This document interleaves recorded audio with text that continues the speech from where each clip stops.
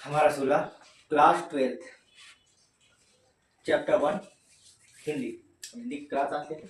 जिसमें से हिंदी की सबसे पहली चैप्टर कविता, जिसमें कार्नेलिया और जयशंकर प्रसाद के द्वारा लिखे हुए कविताओं का जिक्र करेंगे ना। चलेंगे कि और ये कविता लिखी किसने, तो जयशंकर प्रसाद ने लिखी। काव्य खंड है इनका। इनका जन्म 1889 में हुआ था और इनकी मृत्यु 1937 ईस्वी में, ठीक इनसे एक साल पहले मुंशी प्रेमचंद्र की मृत्यु हुई थी मंगलसूत्र कहानी लिखते हुए। प्रसाद का जन्म काशी, इनका जयशंकर प्रसाद का जो जन्म है, जन्म काशी में हुआ।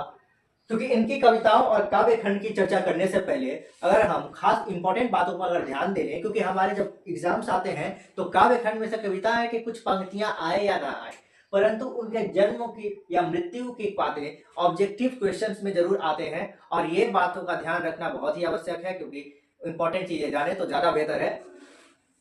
यही नहीं, ये सारी चीजें यूपीएससी में भी पूछी जाती है, बीपीएससी में भी पूछी जाती है, क्योंकि ये कविता, काव्य खंड, उपन्यास, कहानी आदि चीजें जो है ये इनका कोई क्लास से लेना देना नहीं है।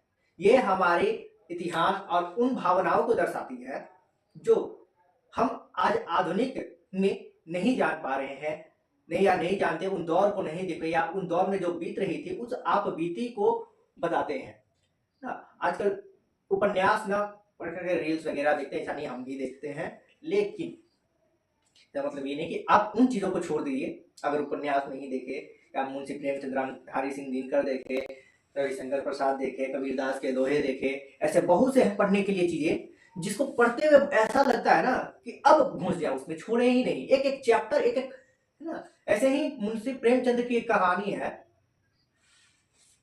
गोदान।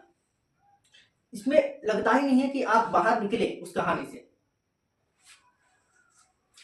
बूढ़ी काकी मुंशी प्रेमचंद्र का ही है। मैला आंचल फणीश्वर नाथ रेणु का है। ये ऐसे उपन्यास चलते हैं कि इनका जन्म काशी में हुआ था। अब इनकी शिक्षा दीक्षा की बात करें जयशंकर प्रसाद की, तो इनकी प्राथमिक शिक्षा इनके गांव में ही हुआ, काशी में ही हुआ।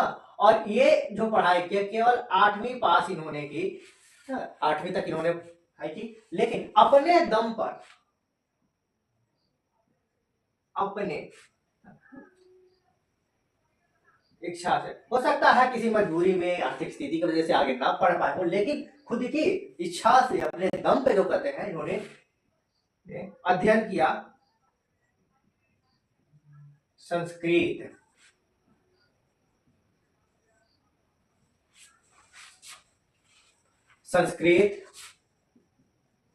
पाली, उर्दू और अंग्रेजी भाषा का ज्ञान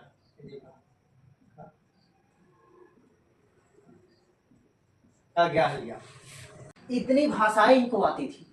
हमें तो ढंग से भोजपुरी भी अच्छी से नहीं आती। अगर बात करें तो बिहार में ही भोजपुरी 2-3 तरीके की बोली जाती है, छपरा वाली अलग है ना। तो अगर इधर देखिए छपरा में अलग है, अगर सोन तरफ देखिए तो अलग ही, आरा तरफ अलग बोली जाती है, भोजपुरी में अलग बोली जाती है। इसके अलावा आप लोग देखिए तो बिहार में ही अलग मैथिली भाषा बोली जाती है, जिसको अच्छे से हमें नहीं आता है ना आप लोग। तो ऐसे तो बिहार की इतनी भाषाओं की जब जानकारी नहीं है, वैसे में इन्होंने संस्कृत, पाली, उर्दू, अंग्रेजी, साथ साथ कई बिहारी भाषाओं को ज्ञाता, यानी भाषाओं के विद्वान बने। इन्होंने कई भाषाओं में इन्होंने उपन्यास लिखे, इतिहास के प्रकांड जानकार, प्रकांड जानते हैं ना, जो बहुत जानता हो, है ना।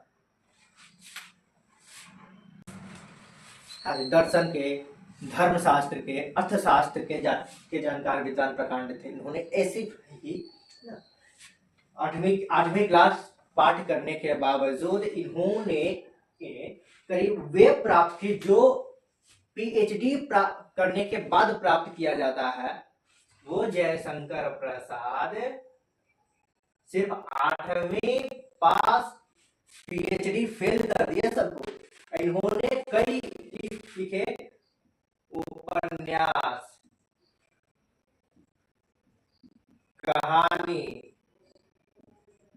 काव्य, इंसान शांति से कूल मैन, कूल वाला आदमी जो कहते हैं ना, एकदम कूल मैन। तो दूसरों की निंदा करना, पर निंदा यानी कितनों से सर शिकायत वगैरह करना पसंद नहीं थी, सबसे दूरी डिस्टेंस बना के रखने वाले जैसे कोरोना में 2 गज की दूरी सेफ्टी के लिए जरूरी था ना, वैसे 2 गज की दूरी बना के रखते थे, बाकी सब सही है।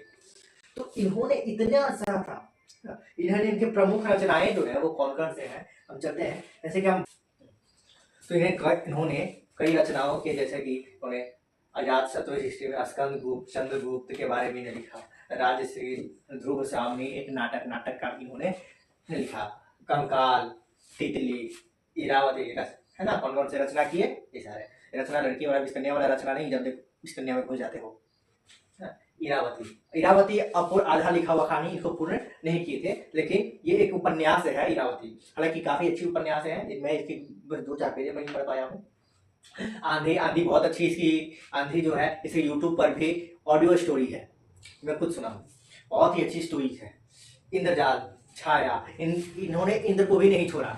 और आकाश द्वीप जैसे कहानी संग्रह, यानी उनके जितनी भी कहानियां हैं उसमें आपको मिल जाएगी इनकी बहुत अच्छी कहानियां। काव्य और कला, अन्य निबंध भी इन्होंने, निबंध संग्रह अगर कहोगे, निबंध संग्रह चाहिए जयशंकर प्रसाद का, आसानी से मिल जाएगा। यूपीएससी में जयशंकर प्रसाद का या बीपीएससी को बहुत पढ़ने के लिए आ जाता है कि पूछा जाता है इनसे सवाल, हालांकि सवाल इससे इनके बारे में पूछा जाता है। इनके काव्य खंडों को लेकर अब बातचीत करें तो काफी कंफर्टेबल, और क्योंकि इनके बारे में ज्यादातर गांव देहात और समस्याओं के बारे में ज्यादा जिक्र हुआ है।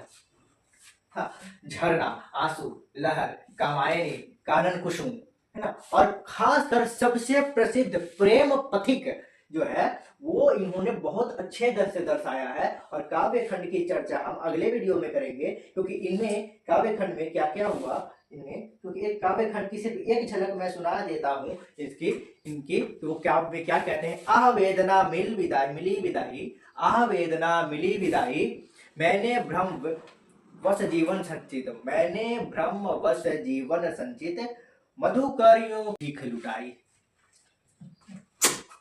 आह वेदना मिली विदाई, मैंने भ्रम वश जीवन बिताई, मधुकरियों की भीख लुटाई। क्या बात है। छल छल थे संध्या का श्रम करण, आंसू से गिरते प्रतिक्षण, थी निर्वरता अनंत अंगड़ाई। गौर से पढ़ें तो समझ में आएगा इन कविताओं का राज। ताकि देखते रहिए, ताकि मैं अगले वीडियोज में अपने कविताओं का खंड, इनके खंडों का जिक्र करूँ अच्छे से, जरा हर एक कविताओं पढ़ करके सुनाऊं।